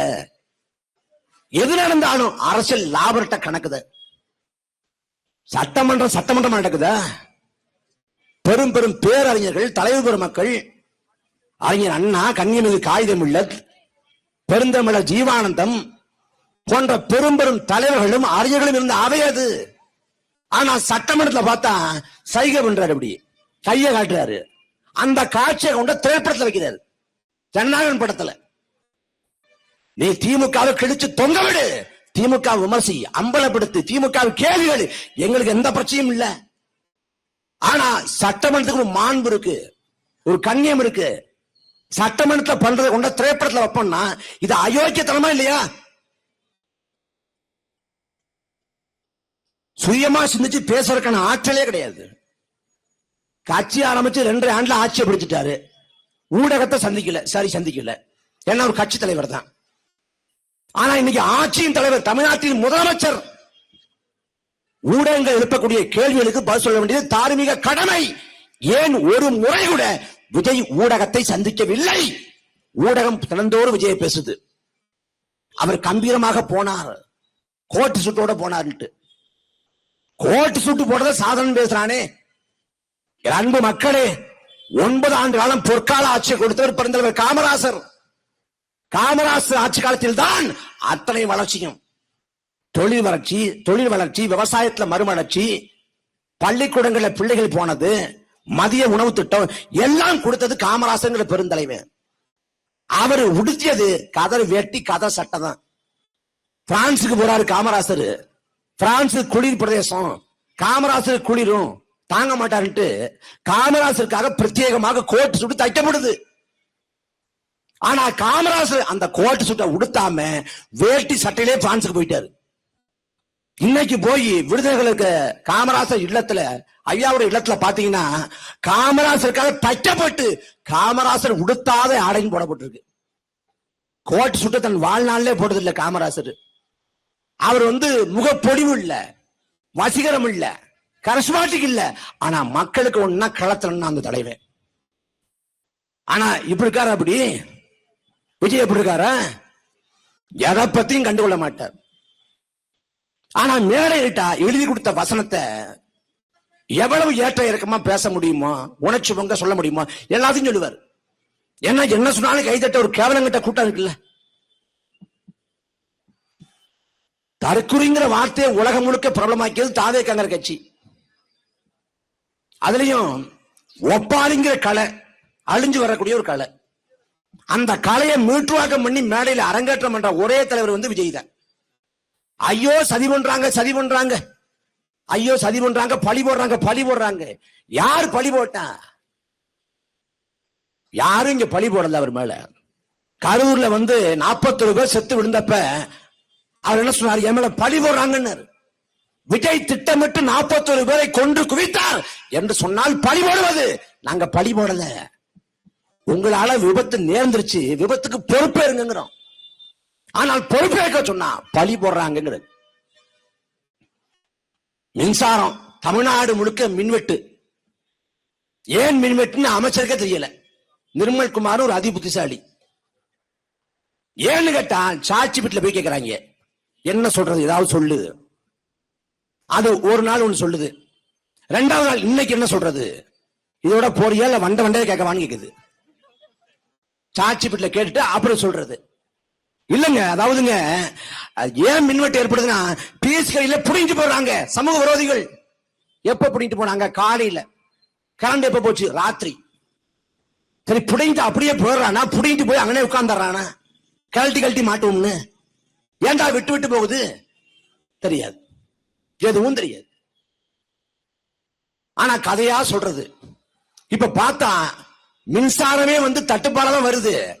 எல்லா வீட்டுக்கும் பார்த்தா கரண்ட் பில்லு தாறுமாறா ஏறுது. 8,000 ரூபாய் கட்டினவன் 20,000 ரூபாய் கட்டுறான், 20,000 ரூபாய் கட்டுறவன் 50,000 ரூபாய் கட்டுறான். ஐயோ ஏறிச்சேங்கிறான். ஏறினா ஒரு பட்சம் இல்ல, பக்கத்துல உட்காந்து விசில் அடி. கரண்ட் இல்ல, காத்து வரல. நின்றா விஜய்க்கு விசிறி ஆச்சு, உட்காந்து விசிறிய வச்சு விசிறு. அனுபவிச்சுதான் ஆகணும், வேற என்ன பண்றது? அன்பு சொந்தங்களே, வாக்குரிமைங்கிறது மகத்தான உரிமை. நாம கடைக்கு போறோம், ஒரு பொருள் வாங்குறோம். பொருள் தரமா இல்லைன்னா நாம கேரண்டி வாரண்டிங்கிறோம். நாம மாற்று பொருளை வாங்கி கொள்ள முடியும், இல்ல அந்த பொருளை சரி பண்ணிக்க முடியும், வாய்ப்பு இருக்கு 6 மாசம் 1 வருஷத்துக்குள்ள. ஆனா ஆட்சியை பொறுத்த வரைக்கும் தானே ஆட்சிக்கு 3 மாத காலம் கேரண்டி, நல்ல ஆட்சியை கொடுப்பாங்க அப்படின்னு எந்த உத்தரவாதமும் இல்ல. மாற்ற முடியாது. ஒரு முறை வாக்கு செலுத்தி விட்டால் 5 ஆண்டு காலம் இதுதான். ஐயோ நான் தவறு பண்ணிட்டேன், தவறுதெல்லாம் தாவேக்காக ஓட்டு போட்டேன் நீங்க நினைச்சா கூட அந்த தவறை சரி பண்ணிக்க உங்களுக்கு 5 ஆண்டு காலம் தேவைப்படும். இனிமே நாம் தமிழக கட்சிக்கு வீழ்ச்சியாங்கிறான். நாம் தமிழக கட்சிக்கு வீழ்ச்சி இல்ல, இது மக்களுக்கான வீழ்ச்சி. நாளைக்கு கத்தி கடனப்ப நாங்க பக்கத்துல நின்று உங்க கண்ணீரை துடைக்கலாம், ஆறுதல் சொல்லலாம், எந்த பிரச்சனையும் தீர்க்க முடியாது. 15 ஆண்டு காலம் 16 ஆண்டு காலம் மக்களுக்காக களத்தில் நின்ன நாம் தமிழக கட்சி புறக்கணித்து விட்டு எந்த தத்துவம் இல்லாத தற்கொலை கொடுத்து அதிகாரத்தை கொடுத்தீங்க. பெண்ணாய் போச்சு. விஜயை பார்த்து பல பேர் கிளம்புறான். தனுஷ் நான் வந்தே திருவேன், கட்சி அமைப்புங்கிறது தனுஷ். லாரன்ஸ் நானும் அரசியல குதிக்க போறேன். அந்த பக்கம் விசாலு நான் குதிச்சிட்டேன். ஏன்? ஏன்னா ஓ ஆட்சியை பிடிக்கிறது இவ்வளவு எளிதா? மக்களுக்காக பேச உங்கள் தலைவன் பிரபாகரனை நாங்கள் வீழ்த்தி விட்டோம், கொந்தளித்து விட்டோம் என்று சொல்லி அந்த உடலை காட்டி சிங்கள நாய்கள் கொக்கரித்தது 2009 மே 18. உலகம் முழுக்க வாழ்ந்த தமிழன் கூனி குறுகி போனான், கண்ணீர் வலிச்சான், ஐயோ எல்லாம் போச்சேன்னு கதறினா. நாங்கள் வீழ்ந்து விட்டோம் என்று உலகம் நினைத்தது. சிங்கள பேரணவாதம் கருதியது, இந்திய வல்லாதிக்கம் கருதியது. நாங்கள் வீழ்ந்து விட்டோம் என்று எந்த மே 18 சொன்னார்களோ அதே மே 18 குறிவைத்து எங்கள் பாட்டி கண்ணகி நீதியட்ட மதுரை மாநகர்ல 2010ஆம் ஆண்டு யாதும் ஊரே யாவரும் கேள் என்று உலகை உறவென்று கருதினோம். எங்கள் இனம் அழித்தொழிக்கப்படுகிற வேளையில் அதை கேட்க நாதியிலே என்று நீதி கேட்டு தொடங்கப்பட்ட கட்சி நாம் தமிழக கட்சி. நாங்க வீழ்ச்சி பிறந்தோம். எங்கள் தோல்வி எங்களுக்கான தோல்வியா?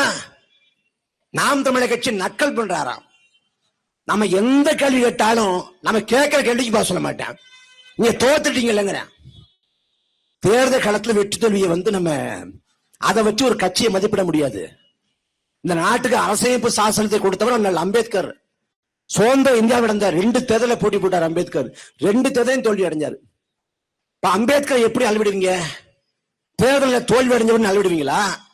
மக்களுக்காக பாடுபட்ட மகத்தான தலைவர் அளவிடுவீங்களா? 9 ஆண்டு காலம் பொற்கால ஆட்சி கொடுத்த பிறந்தவர் காமராசர் 67 தோத்து போனார்.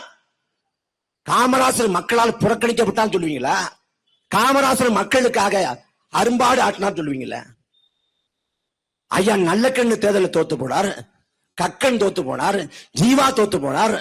அறிஞர் அண்ணா சாவுக்கு கூடின கூட்டம் உலக சாதனை. ஆனா அண்ணா சொந்த தொகுதியில தோத்து போனாரு.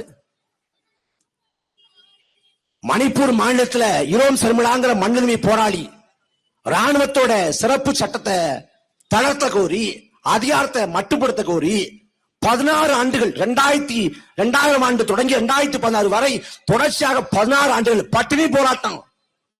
உணவு உண்ணாது தொடர்ச்சியாக 16 ஆண்டுகள் பட்டினி போராட்டம். இரோம் சர்மிளாங்கிற போராளி தாய். அந்த பெண்மணி தேர்தல் களத்துக்கு வந்தபோது மக்கள் அளித்த வாக்கு 90 வாக்கு. போராடியது 16 ஆண்டு.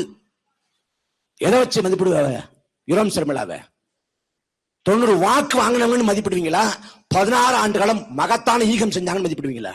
நாம் தமிழர் கட்சிக்கான அளவீடு மதிப்பீடு என்பது சமரசமற்ற வாழ்க்கை, சமரசமற்ற போராட்டம் தான்.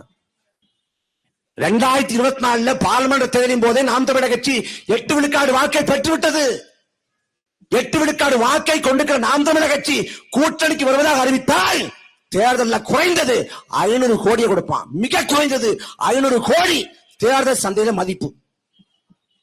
நாம் தமிழர் கட்சியை சேர்ந்தவர்கள் என்றைக்கோ சட்டமன்ற உறுப்பினர்களாக, பார்லிமெண்ட் உறுப்பினர்களாக மாறி இருக்க முடியும். கூட்டணிக்கு போயிருந்தா மாறி இருக்கலாம்ல. ஆனால் ஒருபோதும் சமரசம் செய்ய மாட்டோம். எவ்வளவு தாமதம் ஆனாலும் சரி, எங்கள் வெற்றி உறுதி செய்யப்பட்டது. வெற்றி நோக்கி நாங்க மெல்ல மெல்ல பயணிப்போம்னு தொடர்ந்து களத்தை இயங்குறோம். அன்பு சொந்தங்களே, மாற்று அரசியலுங்கிற முழக்கத்தை முன்வைத்த முதல் கட்சி அல்ல நாம் தமிழர் கட்சி. 93 வைகோ கட்சி தொடங்கி 96 முதலமைச்சர் வேட்பாளராக போட்டி போட்டார். அந்த தேர்தலில் வைகோ தோத்து போனார். 98 அதிமுக போனார், 99 திமுக போனார். 2004 5 விஜயகாந்த் வந்தார். தெய்வத்தோடும் மக்களோடும் கூட்டணினாரு. 2006 தனிச்சு போட்டி போட்டாரு. 2009 தனிச்சு போட்டி போட்டாரு. 2011 அதிமுக போயிட்டாரு. மாற்றம், முன்னேற்றம், அன்புமணி வந்தாரு. அன்புமணி வந்து 2016 தனிச்சு போட்டி போட்டாரு. கடந்த கால தவற செய்ய மாட்டோம்ட்டு தோத்து போனார். 2019 அதிமுக போயிட்டார். கமலஹாசன் வந்தார் 2018, 19 தனிச்சு போட்டி, 21 தனி அணி, 24 திமுக போயிட்டார். இடதுசாரிகள் விசிகா அவங்க மக்களை கூட்டணி கட்டமைச்சாங்க. அந்த தேர்தலில் 16 தேர்தலில் தோத்த உடனே சிதறி போச்சு கூட்டணி. இப்படி எல்லா கட்சிகளும் மாற்றம்ங்கிற முழக்கத்தை வச்ச கட்சிகள் 2 தேர்தலை தோத்து போனா ஒன்று சிதறி போகும், இல்லை என்றால் கூட்டணிக்கு போகும். ஆனால் 16 ஆண்டு காலம் 2016, 19, 21, 24, 26 5 தேர்தல் காலம். 5 தேர்தல் காலத்தில் நாங்கள் வெற்றியை ஈட்டவில்லை. நாங்கள் சிதறவும் இல்லை, பதறவும் இல்லை. கட்சியோட தொண்டர்கள் வந்து கூட்டணிக்கு போகலாம் என்று சொல்லவும் இல்லை. நாம கூட்டணி கொடுத்து யோசிக்கலாம் எங்கள் அண்ணன் சொல்லவும் இல்லை.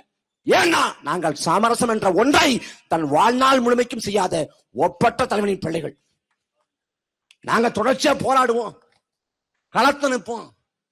இந்த 5 ஆண்டு காலத்துல நாம் தமிழர் கட்சியை நோக்கி, நாம் தமிழர் கட்சியை தேடி மக்கள் வரக்கூடிய சூழல் உருவாகும், சத்தியமும் உருவாகும். வர வைப்போம்.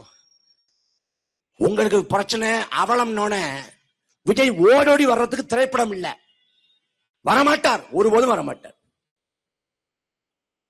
ஒவ்வொரு பிரச்சனைக்கும் அழுவீங்க, கண்ணீர் வடிப்பீங்க, கவலைப்படுவீங்க. நாங்கள் கூட நிற்போம். ஆனா ஓட்டு போட்டுவேன், நடுத்தர விட்டுருவேன். அறிஞர் அண்ணா வந்து 49 கட்சி ஆரம்பிச்சு 67 ஆட்சி பிடிச்சாரு. 18 ஆண்டு காலம் ஆட்சியை பிடிக்கிற தருணத்துல தேர்தல் முடிவு வருது. அண்ணா செய்திகளை கேட்டுட்டு இருக்காரு. திமுக முன்னிலை வருது வானொலியில. செய்தியை கேட்ட உடனே அண்ணாவோட முகம் வந்து சோகமா மாறுது. அண்ணா சொல்றாரு, நம்ம குறுகிய காலத்துல ஆட்சியை பிடிச்சிட்டோம். நாம இன்னும் பல காலம் பக்குவப்பட்டு பயணப்பட்டு அனுபவங்களை கற்று உணர்ந்த பிறகு ஆட்சியை பிடிச்சிடலாம்னாரு. யாரு? அண்ணா. 18 ஆண்டுகள் கழிச்சு ஆட்சியை பிடிச்சதுக்கு. நாம் தமிழர் கட்சி 14 ஆண்டுகளா நிக்குது. வரக்கூடிய காலம் நாம் தமிழர் கட்சிக்கான காலம். நாம் தமிழர் கட்சியில 100 விழுக்காடு கொள்கை கோட்பாட்டால கட்டமைக்கப்பட்ட கூட்டம். 2 நாளைக்கு முடி விசிகாவோட கூட்டம் நடக்குது, மாநாடு நடக்குது. மாநாட்டுல இங்க 2 பேருக்கு தான் போட்டி. ஒன்னு விசிகா, இன்னொன்னு தாவேக்காங்கிற மாதிரி. தாவேக்கா கூட்டத்துக்கு போனா தொண்டனுக்கு பிரச்சனை, விசிகா கூட்டத்துல தலைவருக்கே பிரச்சனை போச்சு. 1.5 மணி நேரம் பேசலான்ட்டு போறாரு, 1.5 நிமிஷம் பேச முடியல. ஏன்னா அவ்வளவு கட்டுக்கோப்பு இல்லாம, அவ்வளவு ஒழுங்கு இல்லாம அப்படி இருக்குது. கற்பி ஒன்று சேரி புரட்சி செய்யுங்கிற அம்பேத்கரோட கூற்றை சொன்ன அண்ணன் திருமாவோட கூட்டத்தே இந்த நிலைமை. அன்பு சொந்தங்களே, திமுக கூட்டம், அதிமுக கூட்டம், பாஜக கூட்டம், விசிகா கூட்டம், பாமக கூட்டம், எல்லா கூட்டத்தையும் சலசலப்பு இருக்கும், சச்சரவு நடக்கும், சண்டை நடக்கும், மதுவின் வாசம் இருக்கும். ஆனால் நாம் தமிழர் கட்சியின் கூட்டம், மாநாடு ஒழுங்குனா அப்படி இருக்கும். 5 லட்சம் பேர் கூடினார்கள் திருச்சியில. மாநாடு 5 லட்சம் பேருக்கும் குறைவில்லாம கூடினாங்க. ஆக வணக்கம் அறிவிக்கப்படுது. ஆக வணக்கம் ஒட்டுமொத்த கூட்டம் நிசப்தமாகுது. ஒற்றை குரல் இல்ல, வீர வணக்கம் ஒரே குரல்ல தமிழ் தாய் வாழ்க, தலைவர் பிரபாகரன் வாழ்க ஒரே குரலாக லட்சம் பேர் எதிரொலிக்குது. ஏன்னா ஒழுங்கு கட்டுக்கோப்பு. எந்த மாநாட்டுல வந்து ரத்த தானம் பண்றாங்க? திமுக மாநாட்டுல, அதிமுக மாநாட்டுல, தாவேக மாநாட்டுல என்ன சரக்கு போட்டு தான் வருவாங்க, ரத்தம் தர முடியாது. ஆனா நாம் தமிழர் கட்சியின் கூட்டங்கள்ல குருதி கொடை முகாம் இருக்கும். ரத்தம் கொடுத்து நாங்கள் மக்களுக்காக உதவும் என்று சொல்வதற்காக ரத்தம் கொடுப்போம். புத்தக கடை இருக்கும். மக்கள் கூட்டம் அலை அலையாக புத்தக கடையை வந்து நிறைச்சு நிற்கும். அவ்வளவு ஒழுங்கு, அவ்வளவு கட்டுக்கோப்பு. கூட்டம் முடிஞ்சு போறப்ப எங்கேயும் இறைச்சல் இல்ல, கூச்சல் இல்ல, குழப்பம் இல்ல. அவ்வளவு நேர்த்தி, அவ்வளவு ஒழுக்கம், நேர்த்தி, கட்டுக்கோப்பு எல்லாம் நிரம்பப்பட்ட ஒரே கட்சி நாம் தமிழர் கட்சி தான். ஆம் ஆத்மின்னு கெஜ்ரிவால் கட்சி ஆரம்பிச்சாரு. ஆம் ஆத்மி, ஆம் ஆத்மினா எளிய மக்களின் கட்சின்னு பொருள் போடும். ஆனா உண்மையான எளிய மக்களின் கட்சி நாம் தமிழர் கட்சி தான். தேர்தல் தோல்விக்கு ஒரு இயக்கம் வந்து சடலப்படாம நிக்குது இல்ல. நாங்கள் இந்த மண்ணுக்காக மக்களுக்காக நிற்போம். எங்கள் வெற்றி தோல்வி எங்களுக்கானது இல்ல, மக்களுக்கானதுதான். ஆனால் எங்களுக்கு எல்லோருக்கும் ஒரு பெருமிதம் உண்டு. அது என்றைக்கே உறுதி செய்யப்பட்டு விட்டது. நாங்கள் பூமிக்குள்ளே போகிற போது எங்கள் பெருமிதமான புலிக்கொடியோடு போகும்டா.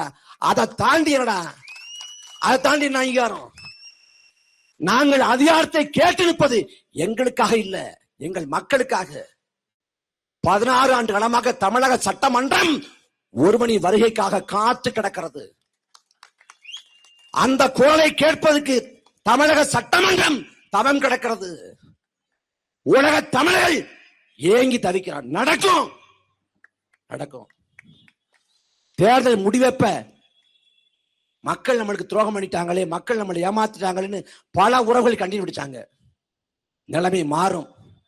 தோல்வியை கண்டு கண்ணீர் வெடித்த மக்கள் வெற்றி பெற்று பேச முடியாத அழுகிற நிலை வரும். வெற்றியை நாங்கள் பெற்றே தீர்வோம். எங்கள் வாழ்நாள் முழுமைக்கும் இந்த மண்ணுக்காக, மக்களுக்காக போராடுவது, உழைப்பது என்று முடிவெடுத்து நிற்கிறோம். எங்கள் தலைவர் பிரபாகரனே எங்களுக்கான சான்று. இறுதிக்கட்ட போர் எல்லாம் முடிய போகுதுன்னு தெரியுது. அவ்வளவுதான், முடிய போகுது. இந்த போர்க்களம் முடிய போகுதுன்னு தெரியுது. ஆனா கடைசி நேரத்திலையும் களத்தில் நின்று சண்டை போட்ட தலைவன் எங்கள் தலைவன் பிரபாகரன். அந்த தலைவனின் பிள்ளைகள் என்பதை விட பெரிய பெரிய பெருமிதம் எங்களுக்கு ஒண்ணும் வேண்டியதில்லை. ஒண்ணுமில்ல, வரலாறு பதிவு செய்யும். அந்த நிலத்தில், ஈழ நிலத்தில் பிரபாகரன் ஒப்பற்ற தலைவன் போரிட்டார். மக்களுக்காக கடைசி வரை களத்தில் நின்றார். குடும்பத்தை களத்திலே பறி கொடுத்தார். அளப்பரி ஈகம் செய்தார். அந்த பிரபாகரன் தலைவனை போல தமிழ்நாட்டில் ஒரு கூட்டம் அந்த தலைவனுக்காக கடைசி வரை உண்மையாக நின்றது, போராடி என்று வரும்ல. அந்த வரலாற்று பதிவு போதும். எங்களுக்கு எல்லாத்தையும் மாத்த நினைக்கிறோம். நாங்க தோத்து போனா இந்த இனம் முடிஞ்சிடும்.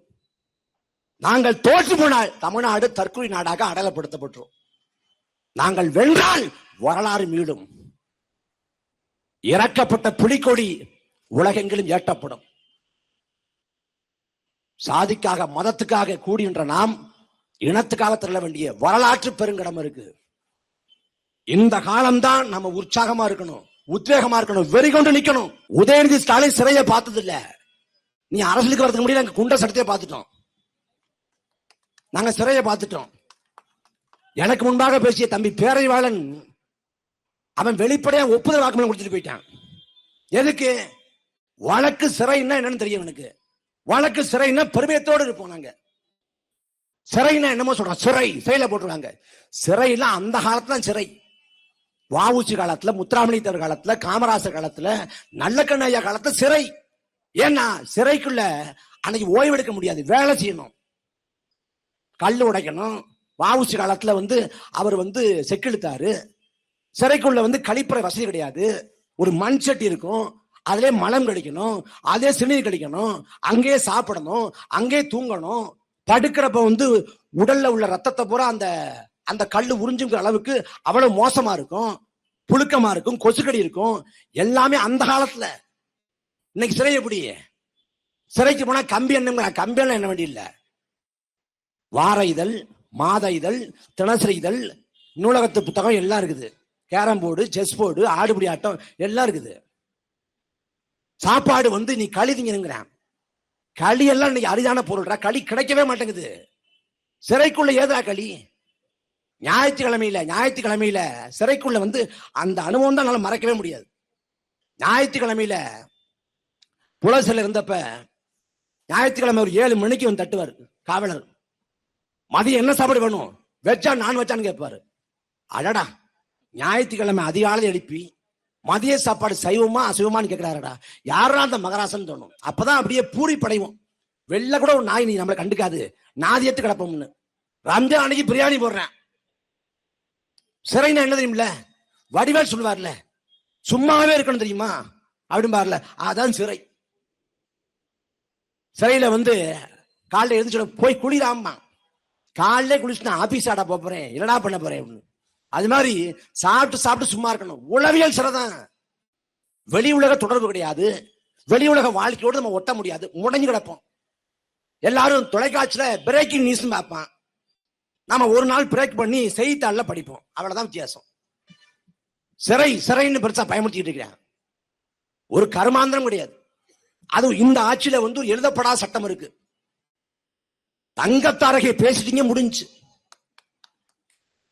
அது வந்து சட்டமன்ற உறுப்பினரோ எதிர்கட்சி தலைவரோ யாரு பேசினாலும், என் அன்பு மக்கள் சிந்திச்சு பாருங்க. உதயநிதி ஸ்டாலின் வந்து ஒரு மேடையில பேசுறாரு. பேசுறப்ப வந்து கூட்டத்துல இருந்து ஒருத்தர் திருசான்னு கத்துறாரு. அவர் சேர்த்து வச்சு பேசிடுறாரு. கொச்சையா பேசிடுறாரு. அதுக்கு உடனடியா கைது பண்றாங்க. எப்படி? தஞ்சாவூர்ல காலைல 9:30 மணிக்கு புகார் கொடுத்து 11 மணிக்கு சென்னையில போலீஸ் நிக்குது. சிங்கம் படத்துல கூட இப்படி வர மாட்டாங்க வேகமா. அப்படி வந்துட்டாங்க. ஏன் கைது பண்ணியே தீரணும். சரி, தங்க தாரகை பேச உடனே சிறை கைது அப்படின்னு ஆரம்பிக்கிறீங்க. உங்க தாயை பேசினாரே நயினார் நாகேந்திரன், ஏன் வழக்கு போடல?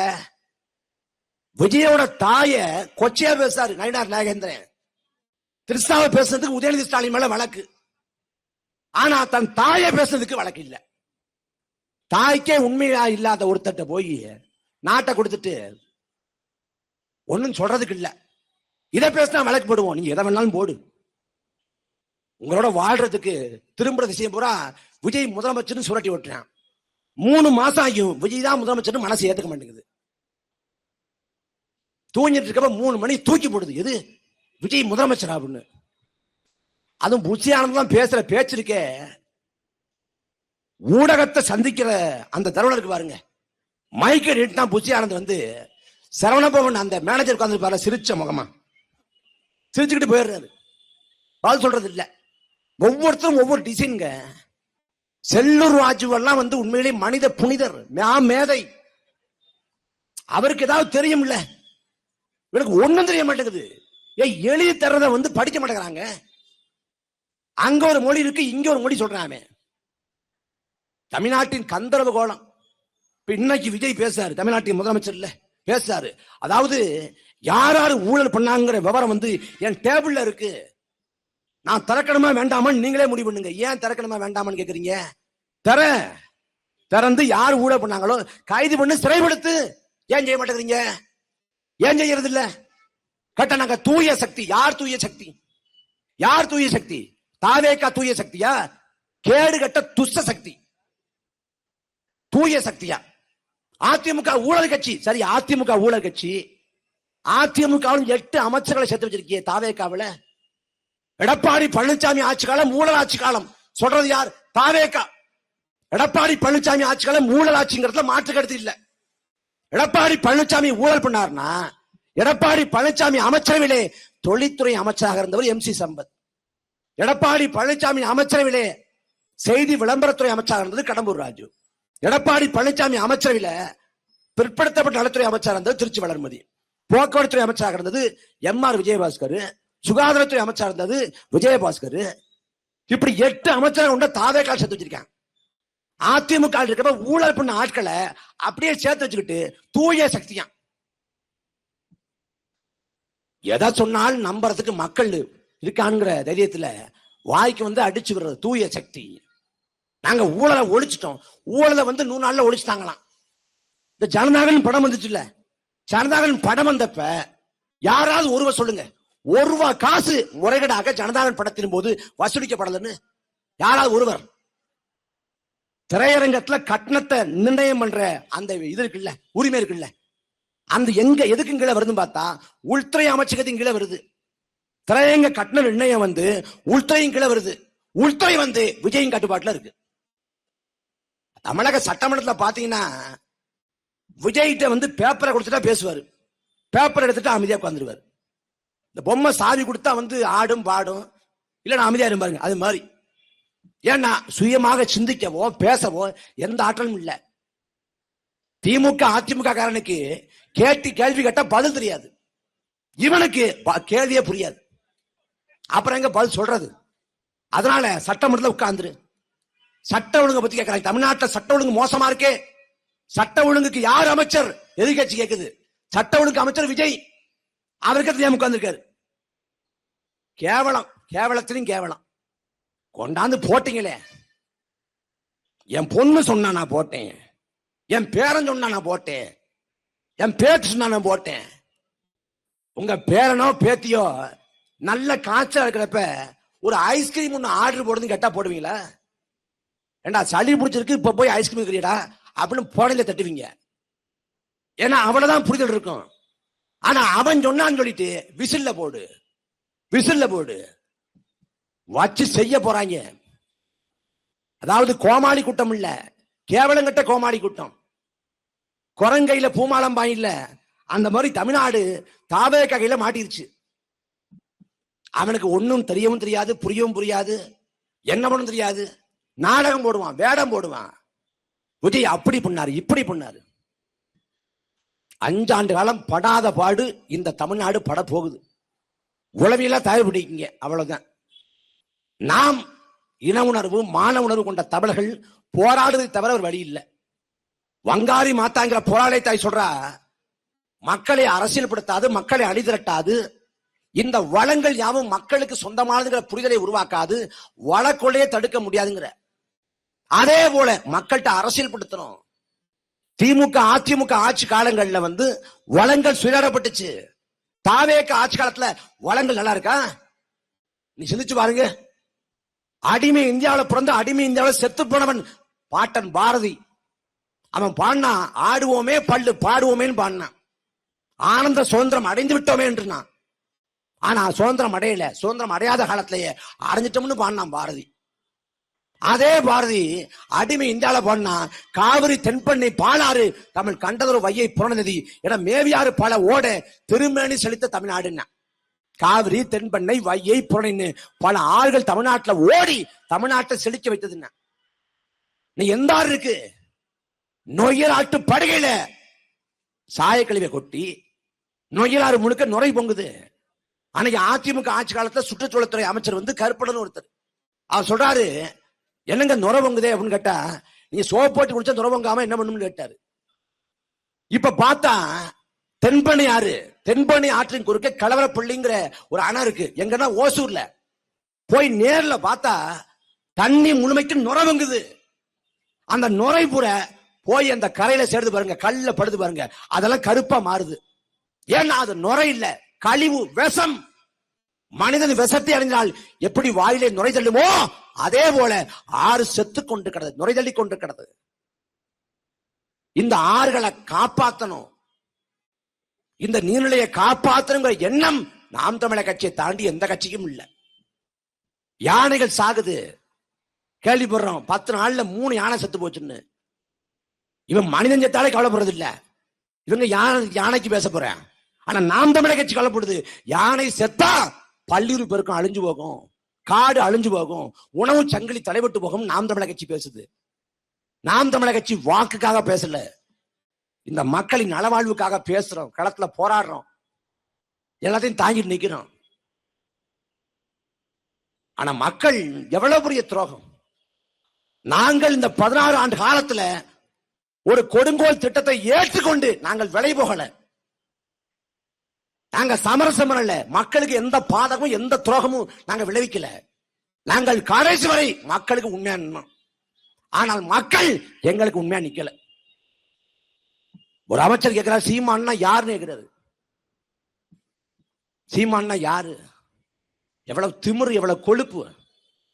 ஓட விட்டு அடிச்சிருக்கணும். அவ்வளவு ஆத்திரம் வருது. என்ன அவ்வளவு மண்டை மலை எடுத்து கொடுக்கலாம்? என்ன சாகர வரைக்கும் அமைச்சா இருக்க போறியா நீ? சாகர வரைக்கும் வாழ்நாள் முழுமைக்கு விஜய் தான் முதலமைச்சரா? 91ஆம் ஆண்டு முதல் முறையா ஜெயலலிதா அம்மையார் வந்து ஆட்சியை பிடிச்சாங்க. 224 இடத்துல வெற்றி பெற்றாங்க. 224 இடத்துல. திமுகவுல கருணாநிதி மட்டும் வெற்றி பெற்றாரு. வெற்றி பெற்றவர் ராஜினாமா பண்ணிட்டாரு. ஒரு ஆளா சட்டமன்றத்துக்கு போய் என்ன பண்றதுன்ட்டு. எதிர்கட்சியே இல்ல. அன்னைக்கு கூட்டணி கட்சியான காங்கிரஸ் எதிர்கட்சியா மாறிடுச்சு. 224 இடத்துல வெற்றி பெற்ற ஜெயலலிதா அம்மையார் வந்து அந்த 5 ஆண்டு காலத்துல போடாத ஆட்டம் இல்ல. அந்த ஆட்டம், அந்த ஆணவம், அந்த அகம்பாவம் விளைவு 96ல 226 இடத்துல வெற்றி பெற்ற அதிமுக 4 இடத்துல மட்டும் தான் வெற்றி பெற்றுச்சு. ஜெயலலிதாவே பர்கூர்ல தோத்து போனாங்க. இந்த வரலாற்றை தாவேக்காவை சேர்ந்தவன் நினைவில் வச்சுக்க. திமுகவுக்கு அதிமுக பகை, அதிமுகவுக்கு திமுக பகை.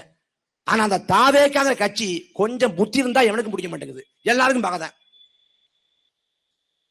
அதனால இந்த ஆணவத்தை, அகம்பாவத்தை குறைச்சுக்குங்க. அதிகாரம் வர்றப்ப, பதவி வர்றப்ப பணிவு வரணும். பணிவு வராம மமதை வந்துச்சுன்னா அதற்கான விலையை நீங்க பெற வேண்டி இருக்கும். மக்கள் கொண்டாந்து நிலையை நிக்க வச்சிட்டீங்க. திமுக ஆட்சி காலத்துல போராடி, அதிமுக ஆட்சி காலத்துல போராடி, தாவேக ஆட்சி காலத்துல போராடி நிக்கிறோம். என் அன்பு மக்களே, வரலாறு பதிவு செய்கிற போது வெற்றி தோல்வின்னு பார்த்து பதிவு செய்யறது இல்ல. ஏன்னா பொலிவிய காட்டுக்குள்ள தோத்து போய் செத்தவன் தான் சேகவரா. தோற்று போன சேகவரா வரலாற்றில் நீக்கமர தெரிஞ்சிருக்கான். சேகவராவை கொண்டவன் வரலாற்றில் தடமே இல்லை. வீரம் என்பது சமரசமற்ற வீரம். அத தோல்வியை அடைஞ்சாலும் சரி, வரலாறு பதிவு பண்ணும். நாம் தமிழர் கட்சி வெற்றியை ஈட்டல, ஆனா சமரசம் இல்லாத வீரத்தோடு நிற்கிறோம். எங்களை போல இந்த மண்ணுக்காக, மக்களுக்காக உண்மையுமா நெருமையுமா உழைக்கக்கூடிய பிள்ளைகள் இல்ல. வாழ்க்கை மகத்துவமானது மக்களுக்காக உழைக்கும் போது மாமேதை மார்க்ஸ். அந்த கூற்றுக்கணங்க மக்களுக்காக உழைக்கிறோம். இந்த அநியாயத்துக்கு, அடக்குமுறைக்கு, ஒடுக்குமுறைக்கு எல்லாத்துக்கும் எதிராக போராடுறோம். இன்னைக்கு தம்பி அமுதன் வந்து கொலை செய்யப்பட்டிருக்காரு. நீதி கிடைக்கல. அந்த குடும்பம் அல்லாடி நிக்குது. ஒத்த பிள்ளைய பறி கொடுத்துட்டு என்ன பண்ணு தெரியாம படுத வச்சு நிக்கிறாங்க. திருவற்றியூர்ல தனுசுன்னு தம்பி, அவனும் போதை பொருளை காட்டி கொடுத்தனால அவனும் கொலை செய்யப்பட்டான். கர்நாடக வனத்துறையில 3 தமிழர்கள் கொலை செய்யப்பட்டு குடும்பம் நட்டாத்துல நிக்குது. எதுக்கு நீதி இல்ல? இதை கண்டு முதல்ல கோபப்பட வேண்டிய தமிழ்நாட்டின் முதலமைச்சர் அவர் குதூகலமா இருக்காரு. அதனால இனியாவது கொஞ்சமாவது திருந்துங்க, வருந்துங்க. கடந்த கால தவறுகளை சரி பண்ணிக்கங்க. தனிநபர் துதி பாடல விடுங்க. தனிநபர் கவர்ச்சியில விழாதீங்க. இந்த நாட்டுல ஆட்டுக்கார அலமேல்னு ஒரு படம் வந்துச்சு. படம் வந்த சமயத்துல அந்த படத்தோட விளம்பரத்துக்காக அந்த படத்தை நடிச்ச ஆட்டை கூட்டு போனாங்க தமிழ்நாடு முழுக்க. ஆட்டை பார்க்க பெரிய கூட்டம் வந்துச்சு. அதை பார்த்து கவிக்கோ அப்துல் ரஹ்மான் வந்து கவிதை எழுதினாரு. ஆடு கம்பீரமாகத்தான் இருக்கிறது, மக்கள் தான் மாக்களாக மாறி போனாங்கன்னு. அந்த மாதிரி ஆடு கூட கம்பீரமாக இருந்துச்சு. மக்கள் தொகை 2 கோடியாக மாறும். தமிழர் தாயகம் தலை நிமிரும். நன்றி, வணக்கம்.